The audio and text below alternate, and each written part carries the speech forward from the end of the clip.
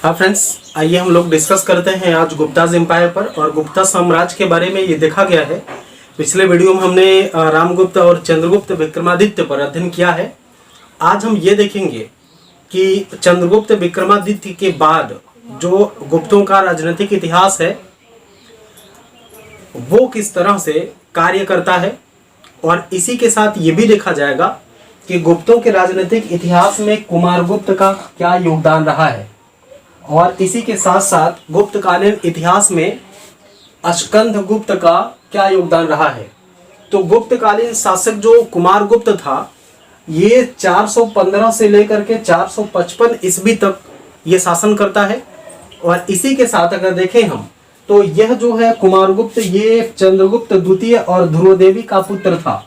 ध्रुवदेवी के बारे में हमने आपको बताया है, देवी चंद्रगुप्तम नाटक जो बताया गया आपको, उसमें बताया गया विशाख दत्त का एक ग्रंथ है, एक नाटक है देवी चंद्रगुप्तम, और इसमें इस बात की चर्चा की गई है, उस बात की चर्चा आपसे की गई है कि कितने वास्तव में इसके बारे में जो बताया गया आपको कि ये क्या क्या कहानी रही है चंद्रगुप्त और ध्रुवदेवी की, और रामगुप्त के साथ क्या संबंध रहा।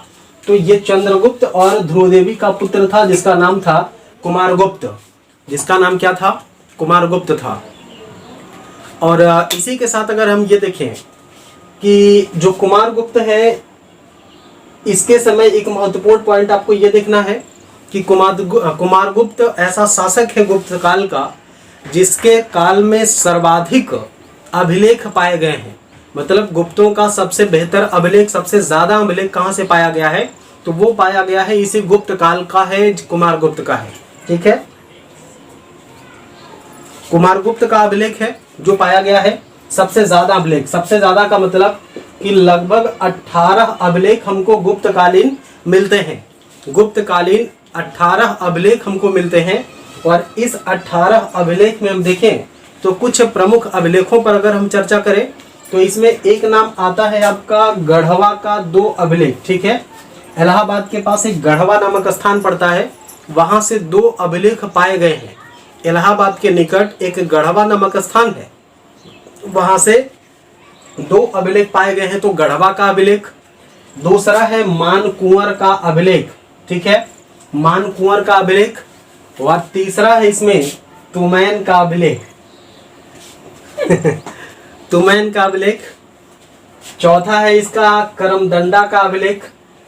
5वां है इसका बिलसड़ अभिलेख। ये ऐसे अभिलेख हैं जिनका संबंध बताया जाता है कुमारगुप्त से। अब इससे ज्यादा आपको यहाँ नहीं जाननी है। इससे ज्यादा क्यों नहीं जाननी है, क्योंकि आपसे जो सवाल पूछेगा ना, वो सवाल सिर्फ इतना पूछेगा कि कौन सा अभिलेख कुमारगुप्त से संबंधित है, कौन सा अभिलेख कुमारगुप्त से संबंधित है। बेसिक इसमें आप देखेंगे कि बिलसड़ का अभिलेख, करमदंडा अभिलेख, तुमैन अभिलेख, मानकुंवर अभिलेख और गढ़वा के 2 अभिलेख, ये किससे संबंधित हैं, तो ये संबंधित है किससे, ये संबंधित है कुमारगुप्त से। कुमारगुप्त के बारे में 1-2 पॉइंट्स और हैं। जैसे इसके बारे में बताया जाता है कि गुप्त काल का सबसे बड़ा मुद्रा भांड, सबसे बड़ा मुद्रा भांड का मतलब है कि एक भांड है, अर्थात एक बर्तन है, एक बर्तन है। इस तरीके से आप जानते होंगे कि मिट्टी के भांड बनाए जाते थे, इस तरह से मिट्टी के भांड बनाए जाते थे। और इसी मिट्टी के बर्तन में प्राचीन काल में सिक्के दबा करके मिट्टी के नीचे रख दिए जाते थे। चोरों की वजह से, जो लूट पाट करने वाले लोग थे उनकी वजह से इनको संभाल करके रखा जाता था। और इसी का खामियाजा ये हुआ कि ये जो मुद्रा भांड है, ये राजस्थान के भरतपुर के बयाना नामक स्थान से पाया गया है। ये गुप्त काल का सबसे बड़ा मुद्रा भांड है। इंपॉर्टेंट बात आप इसको समझिएगा कि ये गुप्त काल का सबसे बड़ा मुद्रा भांड है। गुप्त काल का क्या है, सबसे बड़ा मुद्रा भांड है, जो कहां से पाया गया, राजस्थान के भरतपुर के बयाना नामक स्थान से पाया गया है, जिसमें कुल 623 मुद्राएं पाई गई हैं। इसमें कुल कितने सिक्के मिले हैं, 623 सिक्के मिले हैं इससे।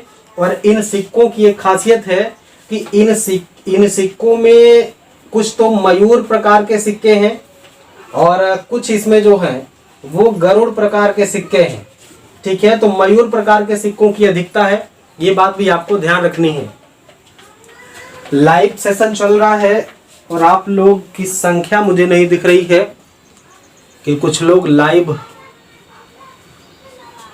चलिए, हमारा काम है, क्लास तो हम कंटिन्यू करेंगे ही करेंगे। तो मयूर है, मयूर प्रकार के सिक्के जारी किए हैं। एक बात और इसमें आप देखेंगे कि कुमारगुप्त के समय कहा जाता है कि इसी ने नालंदा विश्वविद्यालय की स्थापना करवाई थी। अब नालंदा विश्वविद्यालय की स्थापना को लेकर के कई बार आपसे सवाल पूछे गए हैं, कई बार यहाँ से प्रश्न पूछे गए हैं आपके विभिन्न एग्जामिनेशन में। तो आप इसको याद रखेंगे कि नालंदा विश्वविद्यालय की स्थापना किसने करवाया है। तो नालंदा विश्वविद्यालय को स्थापित करने का श्रेय दिया जाता है कुमारगुप्त को। एक बात यहाँ पे देखेंगे आप कि कुमारगुप्त ने जिन सिक्कों का प्रचलन किया उसमें कार्तिकेय प्रकार के सिक्के और गजरोही प्रकार के सिक्के प्रमुख थे। अगर आपसे पूछे कि किस गुप्त शासक ने कार्तिकेय और गजरोही प्रकार के सिक्के चलाए, तो इसका राइट आंसर हो जाएगा कुमारगुप्त। ठीक है, बस इतनी सी बात है कुमारगुप्त के बारे में। इतना आप जानते रहिए। आप वनडे दीजिए, चाहे सिविल दीजिए, कोई भी एग्जाम दीजिए, आपका एग्जाम में जो भी सवाल पूछा जाएगा सॉल्व हो जाएगा, गलत नहीं होगा। बस इतनी बातें आपको तैयार करनी है। आइए, कुमारगुप्त के बाद उसके उत्तराधिकारी की चर्चा करते हैं। कुमारगुप्त के बाद गुप्तों का जो अगला शासक हुआ उसका नाम था अस्कंदगुप्त। और अस्कंदगुप्त जो है, इसी के समय कहा जाता है कि मध्य एशिया की एक बर्बर जाति थी, एक बर्बर और असभ्य जाति थी जिसको हूण कहा जाता था। बर्बर और असभ्य जाति थी जिसे हूण कहा जाता था, और हूणों का आक्रमण इसी के समय हुआ है। ये बात आप इंपॉर्टेंट मार्क लगा लीजिएगा विद्यार्थियों। यहाँ से पूछा जाता है कि कौन से गुप्त शासक के समय हूणों का आक्रमण हुआ है। तो हूणों का आक्रमण किसके समय हुआ बताएंगे? अस्कंदगुप्त के समय। तो 3 आक्रमण मिलते हैं इसके अभिलेखों में। हमें अनेक अभिलेखों में 3 तरह के 3 लोगों के आक्रमण की बात होती है। जैसे पहला हूण नेता था खुशनवाज, दूसरा हूण नेता हुआ तोरमाड़ और तीसरा हूण नेता हुआ मिहिरकुल। तो सबसे पहली बार अस्कंदगुप्त के ऊपर खुशनवाज के द्वारा आक्रमण किया गया, लेकिन इसको पराजित कर दिया गया अस्कंदगुप्त के द्वारा। दूसरी बार आक्रमण किया गया तोरमाड़ के द्वारा, लेकिन तोरमाड़ को भी अस्कंदगुप्त ने पराजित कर दिया। और तीसरी बार आक्रमण किया गया मिहिरकुल के द्वारा, और मिहिरकुल जो है इसका भी इसको पराजित कर दिया गया।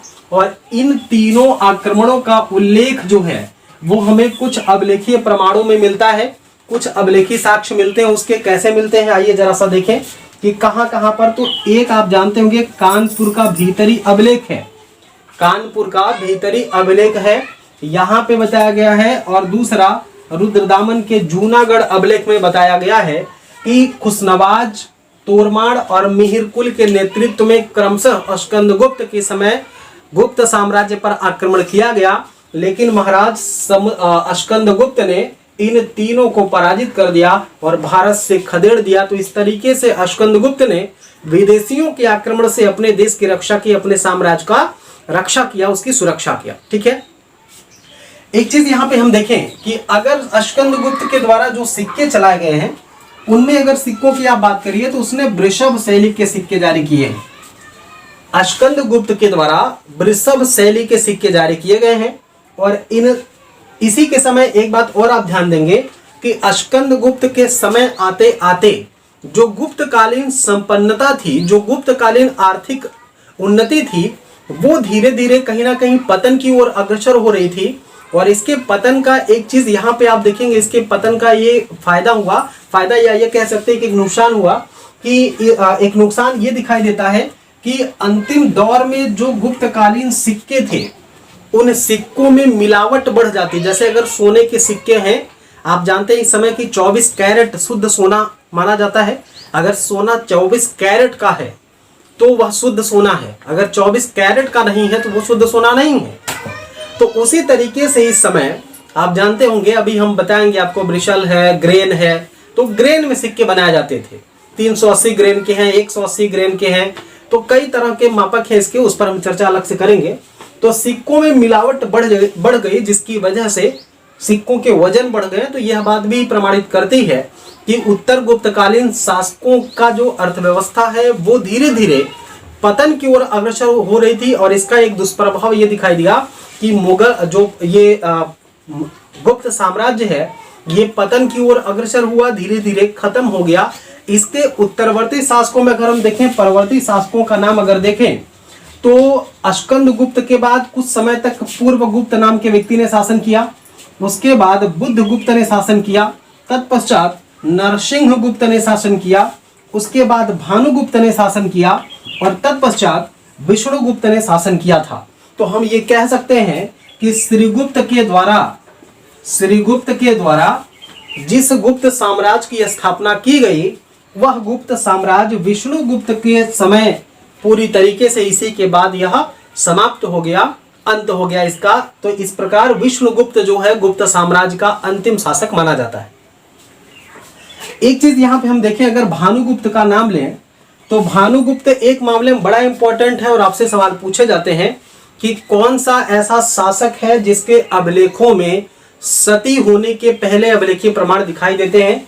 तो ये जो भानुगुप्त है उसने एक अभिलेख जारी किया था जिसे आप एरण का अभिलेख कहते हैं। कौन सा अभिलेख? एरण अभिलेख। और इसी एरण अभिलेख में 510 ईस्वी में हुए सती प्रथा के बारे में उल्लेख किया गया है कि इसका भानुगुप्त का एक सेनापति था जो युद्ध में मारा जाता है और उसी के साथ उसकी पत्नी भी सती हो जाती है, उसकी चिता में कूद करके आत्मदाह कर लेती है। तो इस तरह से हम देख रहे हैं कि भारत के प्राचीन इतिहास में सती होने का जो पहला प्रमाण है वो हमें भानुगुप्त के एरण अभिलेख में दिखाई देता है जो 510 ईस्वी का है। तो ये भी हो सकता है कि 510 ईस्वी में वो पहली बार मौका आया है जब कोई महिला सती हो रही है अपने पति के चिता में कूद करके। ठीक है, तो ये इस तरह से राजनीतिक इतिहास हुआ, गुप्तों का राजनीतिक इतिहास समाप्त हुआ। और अच्छा लगा कि आप लोग पूरी तन्मयता के साथ देख रहे हैं, वीडियो शेयर भी कर रहे हैं। और चलिए मिलते हैं अब गुप्तों के प्रशासन के चैप्टर में। गुप्तों का प्रशासन कैसे चलता है उस पर हम लोग डिस्कस करेंगे अलग से। ठीक है, मिलते हैं अगले वीडियो में। तब तक के लिए धन्यवाद, खूब ख्याल रखिए अपना, मस्त रहिए।